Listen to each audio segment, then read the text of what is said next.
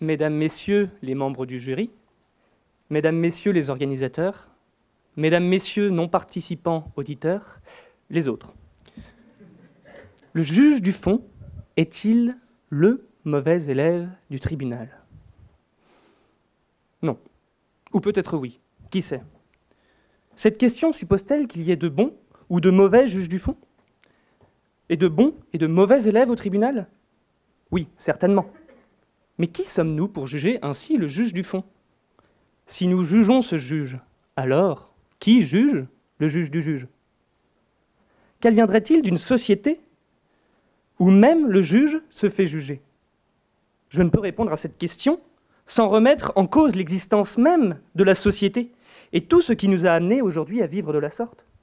Répondre à cette question, c'est remettre en cause le système même de la justice. Et en tant qu'étudiant en droit, c'est une chose que je ne peux même pas conceptualiser dans mon esprit. Je ne peux donc pas juger le juge du fond. Mais attendez, ce juge du fond n'est-il pas celui qui est à l'origine de tortures psychologiques que tout étudiant en première année a rencontrées? De longues heures de souffrance à essayer de comprendre, d'analyser le comportement de cet individu. Juge du fond, mais du fond de quoi? Ce juge qui est à la source de la question existentielle commune à tous les semestres 1, qui permettrait de résoudre tous les maux de l'humanité et tous les maux des pauvres théoriciens du droit. Cette question si importante et qui est « c'est qui ?»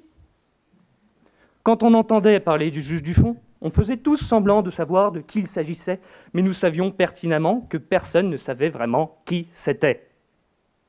Bon, je reconnais que cette introduction, bien qu'un peu pompeuse, m'ait permis de combler le trou béant qui se trouvait dans mon discours. Mais attendu que Corneille disait « à vaincre sans péril, on triomphe sans gloire », attendu que l'article 4 du Code civil prévoit que le juge qui refusera de juger pourra être poursuivi comme coupable de déni de justice, et attendu que je suis noté sur la réponse au sujet, je vais bien devoir m'y atteler à un moment ou à un autre. Par ces motifs, je n'ai pas le choix, on y va. Je ne prétends pas ici être le juge, mais puisque l'on m'invite à chercher à savoir si le juge du fond est le mauvais élève du tribunal, je pars du principe que j'émets un avis, je tranche une question, le juge émet un avis, il tranche une question, je tranche, il tranche, nous tranchons, je suis le juge. Et n'essayez pas de me prouver le syllogisme contraire, car comme le juge chez moi, vous aurez forcément tort. Loin d'être le duc obus du tribunal, le juge du fond est avant tout le juge des faits. Ainsi, pour toutes vos soirées, vous pourrez cordialement l'inviter et il vous estimera la qualité de vos réceptions.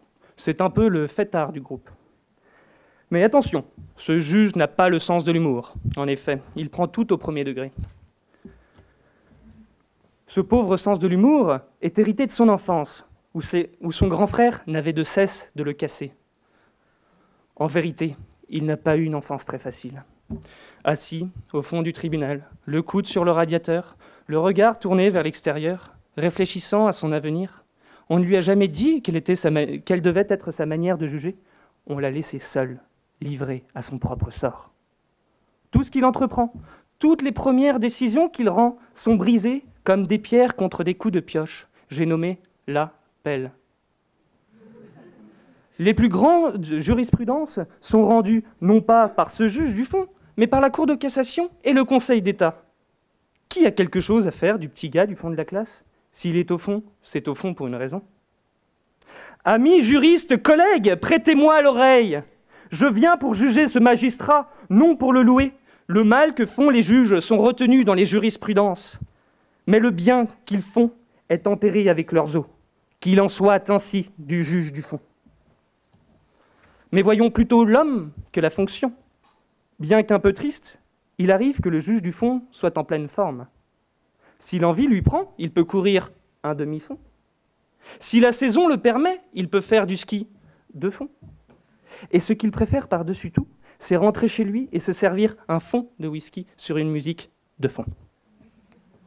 C'est un homme normal. Alors pourquoi tous souhaitent le voir comme le mauvais élève du tribunal? Est-ce de sa faute ou de notre faute? Il accomplit le devoir qu'on attend de lui, juger le fond des choses. Et qu'importe qu'il soit au fond, devant, derrière, caché par un bureau s'il n'est pas à la hauteur, le juge, c'est le juge. Alors non, le juge du fond n'est pas le mauvais élève du tribunal. Et je reporte la faute sur ses grands frères qui l'ont tant de fois contredit. Je lui dis solennellement, dès aujourd'hui, vas-y à fond et ne laisse personne te prendre pour un bouffon. Je vous remercie.